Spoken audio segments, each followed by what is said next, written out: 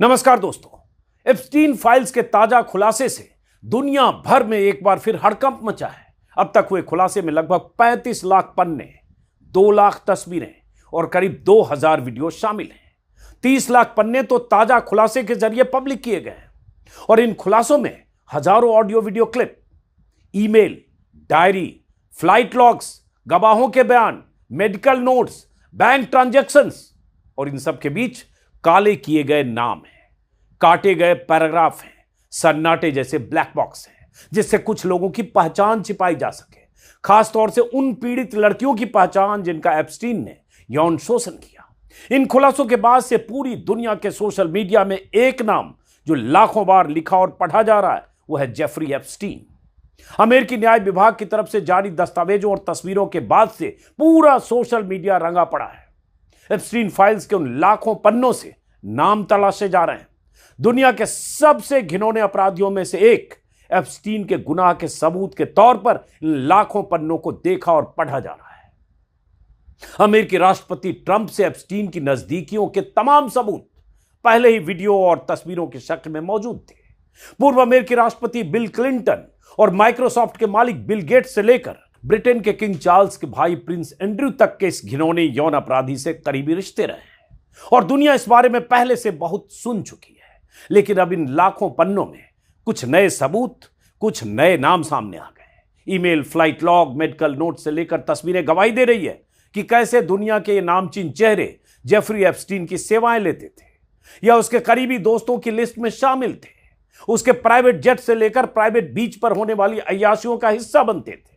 लेकिन Epstein files के ताजा खुलासे से एक बवाल भारत में भी बचा है।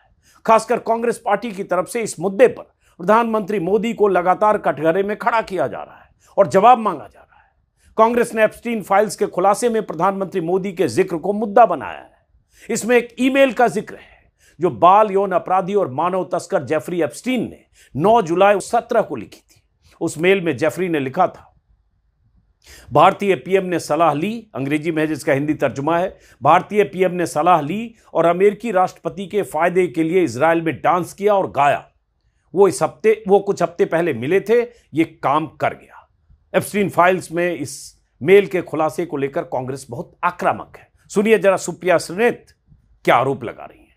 एप्स्टीन फाइल्स में अब भारत के प्रधानमंत्री नरेंद्र मोदी का नाम आ गया है। अमेरिका के सीरियल रेपिस्ट, बाल यौन शोषण के अपराधी, मानव तस्करी के अपराधी जेफरी एप्स्टीन ने 9 जुलाई 2017 को एक मेल में लिखा, the Indian prime minister Modi took advice and danced and sang in Israel for the benefit of the US president. They had met a few weeks ago. It worked. मतलब Epstein का साफ कहना है कि नरेंद्र मोदी ने मुझसे सलाह ली और अमेरिकी राष्ट्रपति के किसी फायदे के लिए इजराइल में जाकर नाचे और गाए और यह काम कर गया। कुछ तारीखें सुनिएगा। प्रधानमंत्री मोदी 4 से 6 जुलाई 2017 के बीच इजराइल के दौरे पर थे और एप्स्टीन ने यह मेल उसके ठीक 3 दिन बाद लिखा।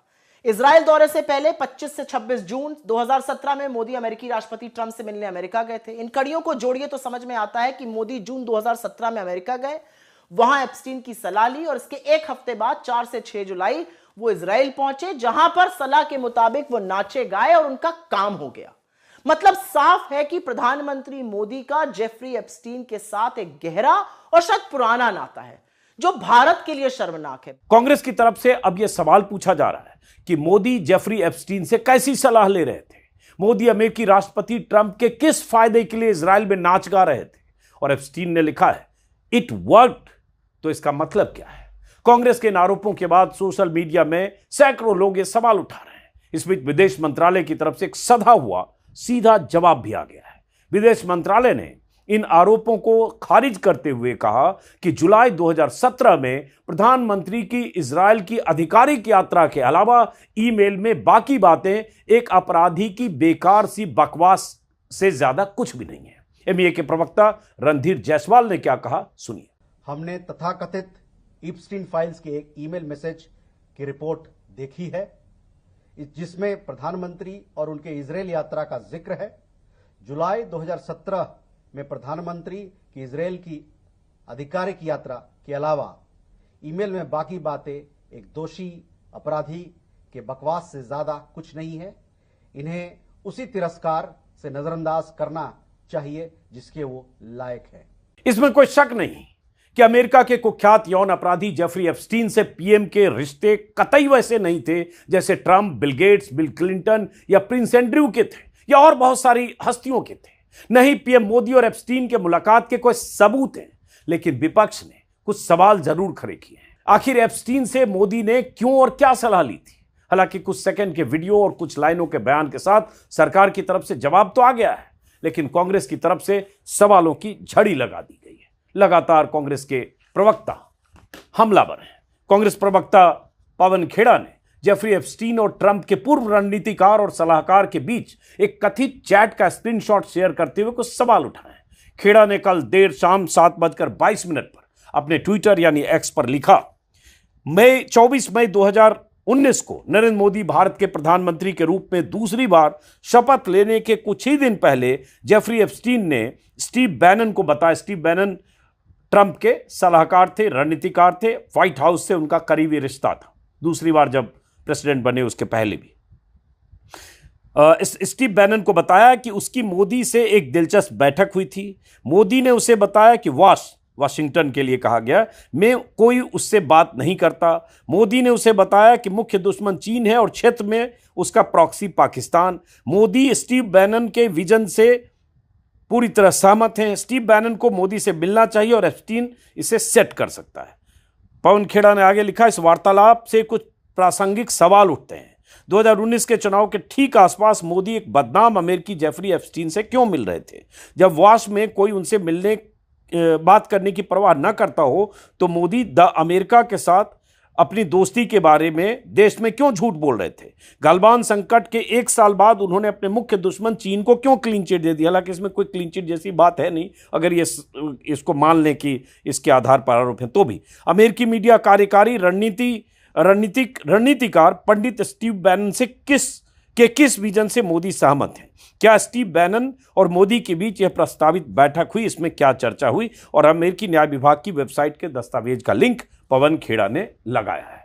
जाहिर है कांग्रेस के इन आरोपों के बाद, क्योंकि जेफरी एप्स्टीन की फाइल में किसी भी रूप में नाम आना अपने आप सवालों के घेरे में होना है। हालांकि बीजेपी लगातार अब मुखर तौर पर कांग्रेस का जवाब देने के लिए मैदान में आ गई है। बीजेपी सांसद संबित पात्रा ने कांग्रेस के आरोपों को सिरे से खारिज करते हुए जवाब दिया है। संबित पात्रा ने कहा कि जेफरी एप्स्टीन, जिसके नाम से एप्स्टीन फाइल्स चलती है, वो एप्स्टीन फाइल्स का खुलासा हुआ है। जेफरी एप्स्टीन एक ऐसा व्यक्ति था जो चाइल्ड ट्रैफिकर था, सेक्स ऑफेंडर था, जिसकी अपनी कोई क्रेडिबिलिटी नहीं थी और जिसे आखिरकार सजा मिली, जिसने फांसी लगाकर सुसाइड किया। उस व्यक्ति के एक ईमेल के माध्यम से, जिसमें जेफरी एप्स्टीन किसी और के साथ बातचीत कर रहा है, जिसमें दोनों ही डिस्क्रेडिटेड व्यक्ति हैं, दोनों ही ऐसे व्यक्ति हैं जिनके विषय में हमें कुछ पता नहीं, उस ईमेल को कांग्रेस पार्टी ने एडिट किया है। उस ईमेल में हिज एडवाइस, जहां हिज नहीं लिखा है वहां हिज शब्द जोड़कर दिखाने का प्रयास कांग्रेस पार्टी ने किया है। उस ईमेल में हिज मतलब HIS शब्द जोड़कर इस प्रकार से उसे चित्रित किया गया है मानो प्रधानमंत्री मोदी ने जेफरी एप्स्टीन से कोई सलाह ली थी। ईमेल में ऐसा नहीं है, लेकिन कांग्रेस पार्टी ने एडिट करके, फ्रॉड करके, 420 करके उसमें हिज शब्द जोड़ा है। यही कांग्रेस पार्टी का असली चेहरा है, ये कहकर उन्होंने संबित पात्रा ने जवाब दिया। NI पर उनका बयान आया है, जिसका शब्द से जो संबित पात्रा ने बयान दिया है वो आपको मैंने बताया।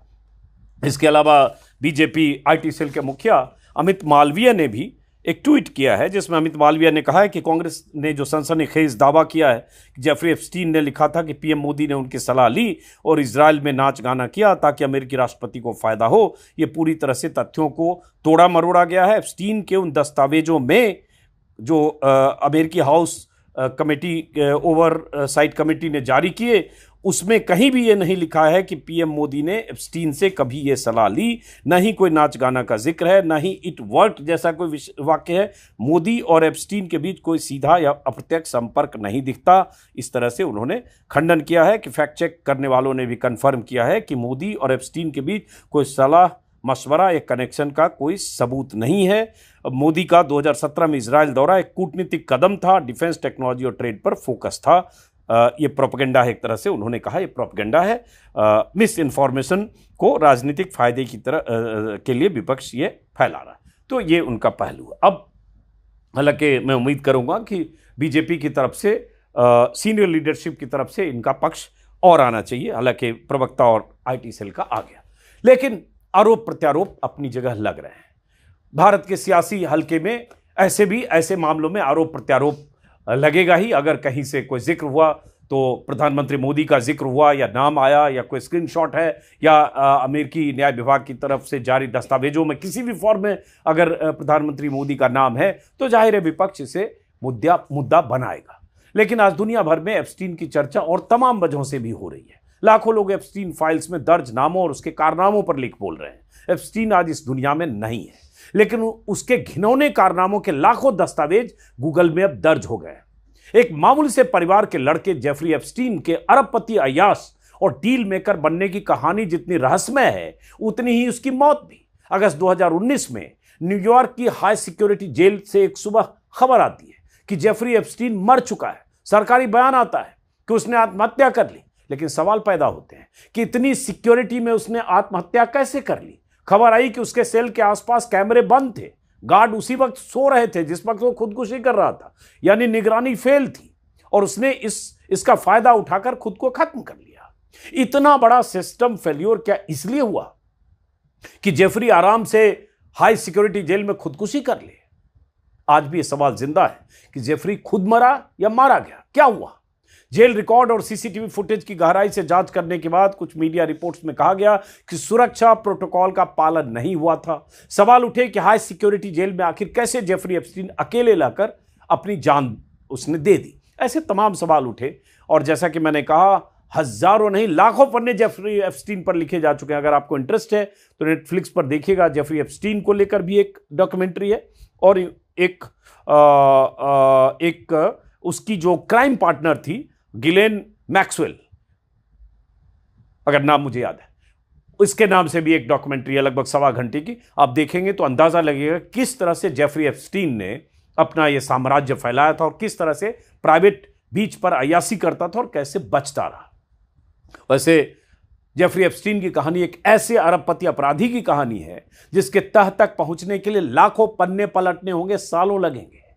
70 के दशक में एक मिडिल क्लास परिवार का लड़का जो मैथ पढ़ाता है, फिर अचानक वॉल स्ट्रीट की गलियों में दिखने लगता है, फिर कुछ सालों में अमीरों का अमीर बन जाता है, राष्ट्रपतियों का दोस्त बन जाता है, राजघरानों का मेहमान और मेजबान बन जाता है, बिलियनर्स का ब्रोकर बन जाता है। न्यूयॉर्क के मैनहट्टन में हवेली से लेकर फ्लोरिडा में बीच हाउस से लेकर पेरिस और न्यू मैक्सिको में आलिशान मेंशन का मालिक बन जाता है, और फिर एक private island Little Saint James का मालिक बन जाता है। उस आइलैंड की तस्वीरें, वीडियो सब यूट्यूब पर और सोशल मीडिया पर मौजूद है, आप देख सकते हैं। और फिर यह शख्स इतना पावरफुल हो जाता है कि ब्रिटेन के प्रिंस से लेकर उस दौर के अमेरिकी कारोबारी ट्रंप तक, जो अब राष्ट्रपति हैं, रियल एस्टेट के कारोबारी थे, बिल गेट्स से लेकर बिल क्लिंटन तक, पूर्व राष्ट्रपति, उसकी पार्टियों के रहस्यमय किरदार बन जाते हैं। कई वीडियो सोशल मीडिया में वायरल हो रहे हैं, उसकी पार्टी चल रही है, कई लड़कियां हैं, क्योंकि यही कहा जाता था और यही सबूत है कि कम उम्र की लड़कियां, नाबालिग लड़कियां कैसे फंसाकर जेफरी एप्स्टीन के उस खेमे में लाया जाता था या उसकी पार्टियों में लाया जाता था। और कई ऐसे वीडियो हैं जिसमें बिल क्लिंटन भी दिखते हैं, बिल गेट्स भी दिखते हैं, और ट्रंप दिखते हैं। सबसे अधिक ट्रंप की दोस्तियों को लेकर, जेफरी एप्स्टीन से दोस्तियों को लेकर बहुत कुछ लिखा गया, बहुत ऐसी तस्वीरें गवाही दे रही हैं। बहुत सारी लड़कियां हैं, उसमें ट्रंप हैं और वो अय्याश है जेफरी एप्स्टीन। हालांकि ट्रंप कहते हैं कि उन्हें बदनाम करने के लिए सब किया जा रहा है। अमेरिका के सजायाफ्ता मुजरिम जेफरी एप्स्टीन का अपराध कोई घटना नहीं थी, उसका एक पैटर्न था, एक सिस्टम था। उसके प्राइवेट जेट से उसके कैरेबियन के प्राइवेट आइलैंड पर कम उम्र के लड़कियों को फंसाकर, डराकर, ब्लैकमेल करके या फिर पैसे देकर लाया जाता था। जिस आइलैंड पर वो रहता था, उस आइलैंड के आसपास जो दूसरे शहर थे, वहां से भी लड़कियों को फंसाकर, स्कूली लड़कियों को फंसाकर लाया जाता था। कभी मालिश के नाम पर, कभी किसी काम का लालच देकर लड़कियों को उसके ठिकाने तक पहुंचाया जाता था। एप्स्टीन ने एक ऐसा नेटवर्क बनाया था जिसमें एक लड़की जब फंस जाती थी, तब वही दूसरी, तीसरी, चौथी या पांचवी लड़कियों को फंसाकर लाती थी। बदले में उसे कमीशन मिलता था। यह सब स्टैब्लिश्ड फैक्ट है। एप्स्टीन का यह network New York, Florida, new Mexico से लेकर उसके प्राइवेट आइलैंड तक फैला था, कानून के पहुंच से दूर। पैसे और नेटवर्क के दम पर एप्स्टीन अय्याशी के अड्डे बनाता रहा, अय्याशी करता रहा, लड़कियों का यौन शोषण करता रहा, नाबालिग लड़कियों का रेप करता रहा, दुनिया भर के बड़े बड़े लोगों को अपनी पार्टियों में बुलाता रहा और कानून के हाथों से बचता रहा। फंसा कैसे, वो भी दिलचस्प कहानी है। एप्स्टीन ने सेक्स ट्रैफिकिंग का एक ऐसा नेटवर्क तैयार कर लिया था जिसकी दुनिया में कोई मिसाल नहीं थी और अमेरिका जैसे देश में सालों साल तक ये चलता रहा। सन 2005 में अमेरिका के फ्लोरिडा के पाम बीच में एक लड़की पुलिस के पास पहुंचती है और शिकायत करती है कि एक अमीर आदमी उसे अपने घर बुलाता है, उसे पैसे देता है और उसके साथ गलत काम करता है। पुलिस जांच शुरू करती है तो पहली बार जेफरी एप्स्टीन फंसने लगता है। फिर कई लड़कियों तक पुलिस पहुंचती है। 50 से ज्यादा नाबालिग लड़कियों के बयान दर्ज होते हैं। हर लड़की यही बताती है कि मसाज के बहाने बुलाकर उसका यौन शोषण किया जाता था, बदले में $200-300 दिए जाते थे। लड़कियों को दूसरी लड़कियां लाने को भी कहा जाता था। पाम बीच पुलिस ने महीनों तक जांच की, पीड़िताओं के बयान दर्ज किए, एप्स्टीन के घर से नोट्स जब्त किए, पैसों के रिकॉर्ड्स जब्त किए, लड़कियों के फोन नंबर खंगाले और सब जांच के दायरे में जब आए तब पुलिस ने 2006 में एप्स्टीन के खिलाफ सेक्स ट्रैफिकिंग और सेक्स स्लेवरी का केस बनाकर ग्रैंड जूरी के पास भेजा। अगर सही ढंग से सुनवाई हुई होती तो इस केस में एप्स्टीन को उम्र कैद की सजा मिलती। लेकिन एप्स्टीन ताकतवर आदमी, अमेरिका में ऊंचे ऊंचे पदों पर बैठे लोग, उसके अय्याशियों में उसके पार्टनर बनने वाले तमाम बड़े बड़े लोग, और स्थिति यह हो गई कि पीड़िताएं एक तरफ और एप्स्टीन के पक्ष में अमेरिका के ताकतवर वकील दूसरी तरफ। भीतर ही भीतर कोई बड़ी डील पर सहमति हो गई। एप्स्टीन और अमेरिकी अभियोजकों के बीच एक गोपनीय समझौता हो गया, सीक्रेट प्ली डील।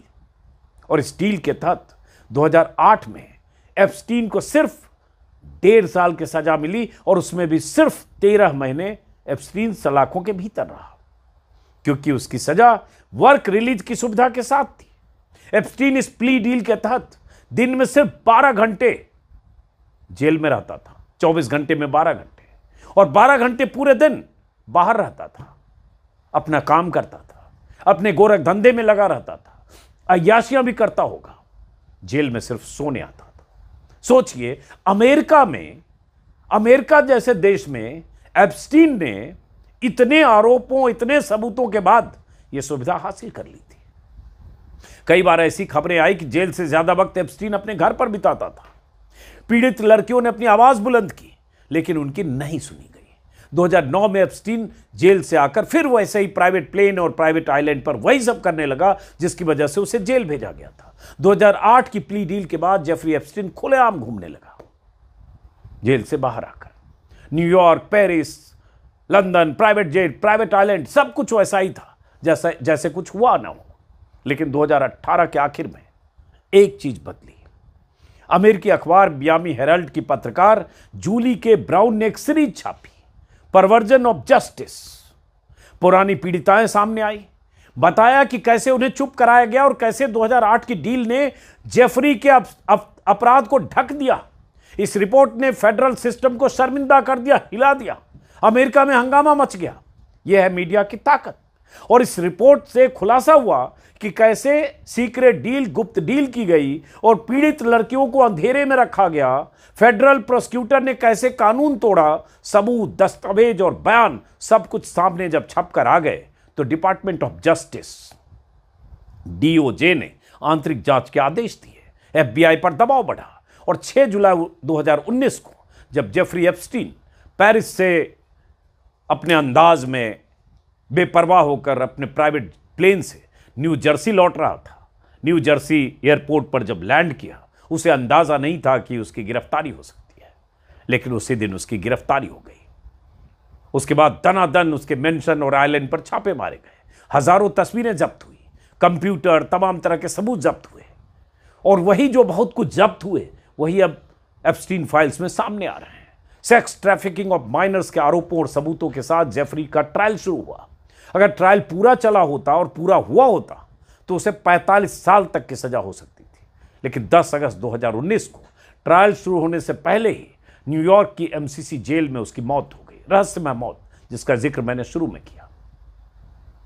जिसको लेकर आज भी सवाल है कि उसने खुदकुशी की या कुछ और ऐसी चीज हुई जिसके बारे में किसी को पता नहीं। जैसे ही उसकी मौत, जेफरी की मौत हुई, वैसे क्रिमिनल केस अपने आप खत्म हो गया, क्योंकि जो आरोपी था, दोषी था, वो जिंदा नहीं रहा।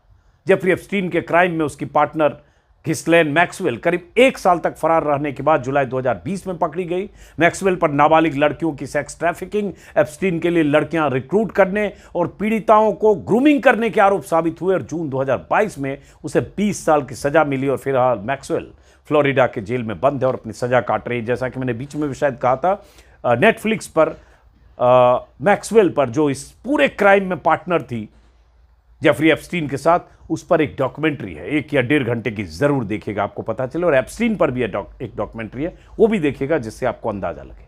और उसके बाद जो पीड़िताएं थी, जो वो दर्जनों लड़कियां थी, उन्होंने अपनी लड़ाई लगातार जारी रखी।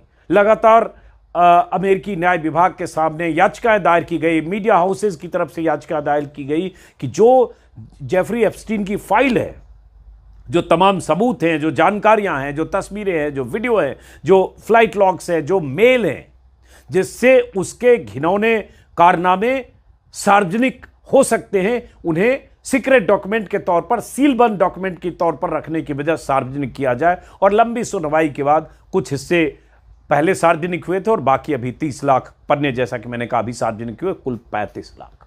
और जब ये पन्ने सार्वजनिक हुए हैं, ये तस्वीरें सार्वजनिक हुई हैं, तब अमेरिका के कई नामचीन चेहरों का मुंह भी काला हुआ। और सबसे अधिक ट्रंप, अमेरिकी प्रेसिडेंट, 90 के दशक से लेकर और 2002-3 के पहले तक कई पार्टियों में जेफरी एप्स्टीन के साथ देखे गए। उनके प्राइवेट आइलैंड, उनके प्राइवेट जेट, उनकी प्राइवेट पार्टी, और कई लड़कियां जो नाबालिग लड़कियों के साथ उस महफिल में ट्रंप देखे जाते रहे। बल्कि मेरे ख्याल से शायद 2002 या उसके पहले ट्रंप ने एक इंटरव्यू में तारीफ भी की थी जेफरी एप्स्टीन की, एक इंटरव्यू में। और बाद के दिनों में, हाल के सालों में, वो कहते रहे कि मेरा अब कोई रिश्ता नहीं है, या अब तो खैर अब जेफरी एप्स्टीन इस दुनिया में नहीं है। बाद में वो सफाई देते रहे और अब भी कहते हैं कि उन्हें फंसाया गया। लेकिन जेफरी एप्स्टीन जैसे शख्स से दोस्ती, निकटता, उसके अय्याशी के अड्डों पर होना, उसकी पार्टियों में होना, और जो उसका कैरेक्टर, जो उसका कारनामा था और जिस तरह की हरकतें करता था, जिस पर ये लाखों पन्ने रंगे हुए हैं, उससे अगर इतनी दोस्ती ट्रंप की थी तो मतलब आप समझ सकते हैं। इसलिए अमेरिका में इस पर बहुत सवाल उठ रहे हैं, लेकिन उन सवालों को दफन करने के लिए ट्रंप अपनी ताकत के दम पर सत्ता पर काबिज है। चलिए, फिलहाल चूंकि जेफरी एप्स्टीन की कहानी में इतना कुछ है कि ये 20 मिनट 25 मिनट के वीडियो तो छोड़िए, 5 घंटे में भी उसकी कहानी को समेटा नहीं जा सकता है। फिलहाल इस वीडियो को खत्म करते हैं। पढ़िए, समझिए कि कैसे एक दलाल किस्म का आदमी, एक पावर ब्रोकर, एक सत्ता के करीब पहुंचकर बिलियनर हुआ शख्स, अरबपति हुआ शख्स, किस तरह से किस तरह की हरकतें करता है और कैसे अय्याशी के अड्डे बनाता है, प्राइवेट बीच और प्राइवेट जेट की सुविधा बड़े बड़े लोगों को मुहैया कराता है, और उसके बाद कैसे अमेरिका जैसे देश में सीक्रेट डील के बहाने, सीक्रेट डील की आड़ में छूट जाता है और अंत में उसे इस दुनिया से दफा होना पड़ता है, चाहे जैसे भी हो। फिलहाल नमस्कार।